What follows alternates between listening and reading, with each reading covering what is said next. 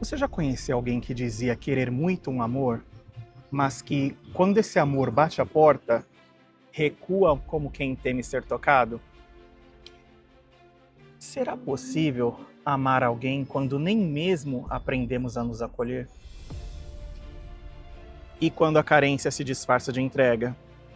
Quem está realmente no controle da relação? Essa é a história de Débora, uma mulher que gritava por companhia, mas que ao menor sinal de pertencimento, se recolhia. Ela dizia querer alguém para dividir a vida, mas será que estava mesmo pronta para este encontro?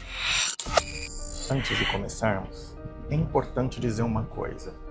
Todas as histórias contadas nessa série são inspiradas em relatos reais, mas nomes, locais e características foram alterados, porque o nosso objetivo aqui não é expor ninguém, não é julgar, nem condenar.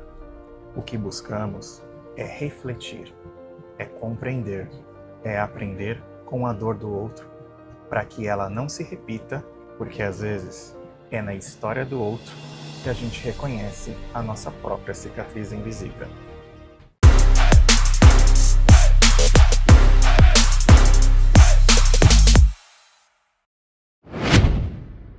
E no episódio de hoje, da série Cicatrizes Invisíveis, nós vamos falar sobre o amor que não acontece. Não porque o outro não quer, mas porque nós mesmos impedimos. A história de Débora nos convida a pensar sobre algo que Freud, Fromm e Lacan trataram com profundidade. O amor, não como acontecimento romântico, mas como reflexo do quanto somos capazes de estar em contato com o nosso próprio desejo. Você vai se surpreender com os desdobramentos dessa história. Porque às vezes, a ausência de compromisso não está na falta do outro, está na nossa. Débora era conhecida por suas queixas constantes. Se sentia sozinha, rejeitada. Dizia que tudo o que ela queria era uma oportunidade de compartilhar a vida dela com alguém. E o destino, ou o desejo inconsciente, trouxe até ela Jéssica, sua nova colega de trabalho. Jéssica era vibrante, direta, cheia de vida e sem filtro. A amizade floresceu e, como um reencontro antigo, as duas passaram horas juntas. Faziam compras, trocavam confidências. Jéssica era para Débora quase que uma irmã. E foi através dessa amizade que surgiu o nome Davi, o namorado colombiano da Jéssica. Davi era encantado pela Jéssica. Repetia sem pudor o quanto era incrível estar com uma mulher brasileira. Dizia que ela o tratava como um príncipe. O irmão de Davi, Júnior, ouviu isso e começou a fantasiar com a possibilidade de viver algo parecido. Jéssica, então, teve uma ideia: apresentar Júnior para Débora. Ambos concordaram, animadamente, e assim, o que era apenas uma proposta virou um romance digital. Mensagens longas, ligações intermináveis, declarações de amor precoce. Mas, estranhamente, por 2 meses, eles não se encontraram pessoalmente. Débora dizia que era cedo. Queria conhecer Júnior melhor antes de ver com os próprios olhos. Como disse Lacan, o desejo é sempre o desejo do outro. E talvez o desejo de Débora estivesse mais na fantasia de ser amada do que no real contato com o outro. Bom, enquanto isso, os colegas no trabalho ficavam curiosos e perguntavam todos os dias sobre o tão esperado encontro. A Débora sempre respondia com meias palavras. Dizia, tá tudo bem, mas o romance parecia meio que congelado. Ainda não está inscrito no canal? Luiz Sansão não vai continuar enquanto você não se inscrever. Faça isso agora mesmo. E o sino das notificações, já ativou? Ah, muito bem. Então agora podemos continuar. O encontro, afinal, aconteceu.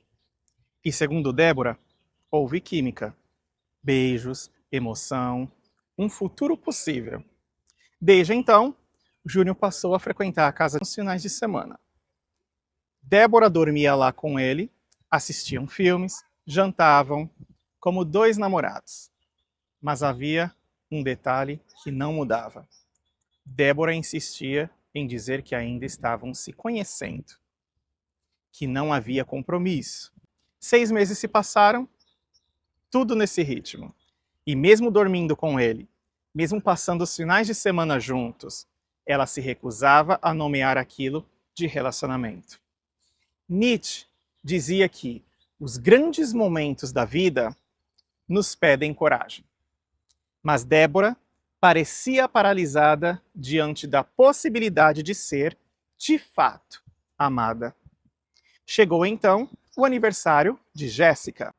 A mãe de Davi Júnior quis preparar um almoço em sua casa para os mais íntimos. Jéssica, empolgada, convidou a Débora. Seria talvez o momento de Débora conhecer a sogra, de ser apresentada à família de fato. Mas nada saiu como esperado. Logo na chegada, Jéssica a apresentou apenas como sua amiga. Ok, Débora não se sentiu confortável e seu semblante fechou. A sogra, gentilmente, convidou Débora a sentar-se à mesa. Débora recusou. Não explicou o motivo. O que ela não contou a ninguém é que tomava remédios para emagrecer que lhe causavam náuseas naquele dia. Preferiu se isolar ali, num cantinho na sala, quieta, imóvel, enquanto todos os outros conversavam na cozinha. E Júnior, aquele com quem ela dividia a cama, não moveu 1 centímetro.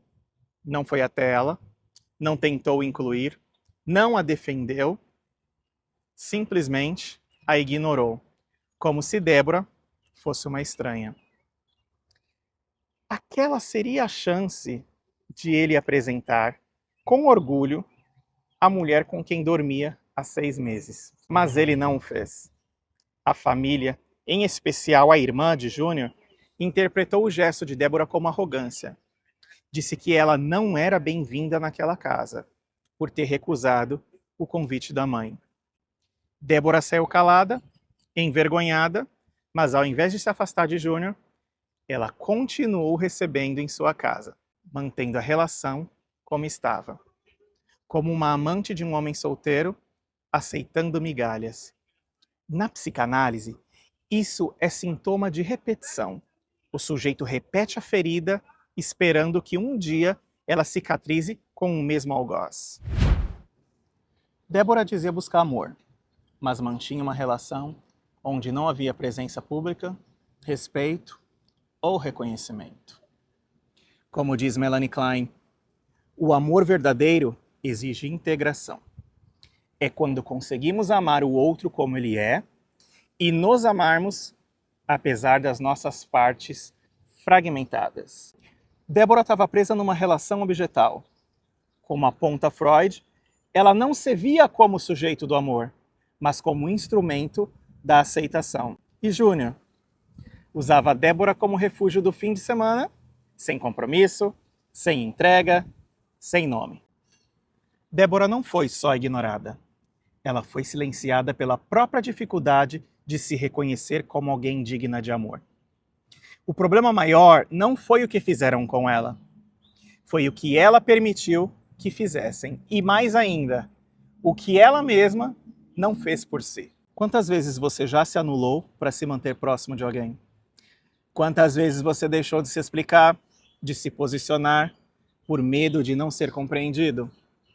Quantas vezes você confundiu carência com amor? Débora não é só uma personagem. Débora é a metáfora de um tipo de dor feminina que a psicanálise e a filosofia conhecem há séculos.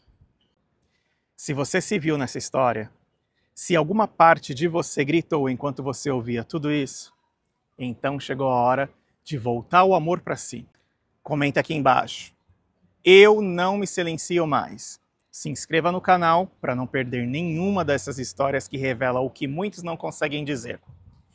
Curta, compartilhe e envie este vídeo para alguém que merece entender que o amor não se mendiga, se constrói.